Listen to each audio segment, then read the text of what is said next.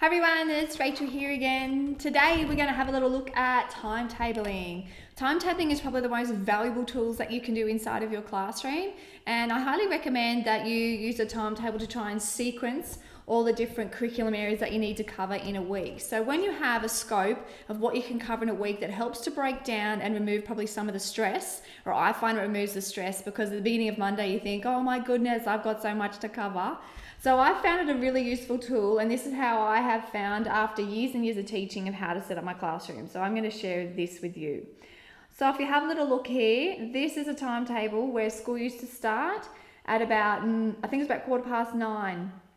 This is when I was doing full-time teaching. So you can have a look here that we did our reading program to start in the mornings, and they were half-an-hour sessions. Now, just to give you a little bit of idea, this was a year one class that I had, and this was based on the timings that I based on the age group. So you can extend the different times depending on the age level that you're working with at the moment. I used to do all of my literacy in the beginning. That used to be the best time that I found. Then we used to have our recess break. I did our maths in the middle here. Then I would have our lunch break, and I actually did our afternoons is where we did the rest of the KLAs, or the key learning areas. Now, we used to, in our own stages, actually have it set up in groups and rotate around the different. So each teacher actually picked a topic and they got to cover that and then teach the entire stage. So that's how we had that set up. But you can adjust that for around your class. So over here on Fridays, working backwards with the video. Over here on Fridays, we used to have our sport in the morning, our dictation, I had library time. We had our art creative time I had planned. We had assemblies, and this used to be just basically a winding down sort of time. So I used to find them quite unsettled after assembly, and also being Friday afternoon, it was a little bit trickier.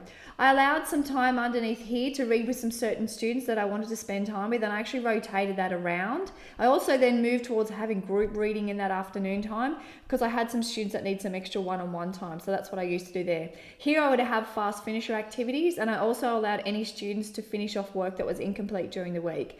Incomplete work I used to send home as part of homework for those students that needed a little bit more time, or perhaps were a little bit unsettled in class, and I didn't want them to distract the class and actually use up more of our class time in the next session. So I used to send that home. So that was one of my teaching strategies that I used inside the classroom.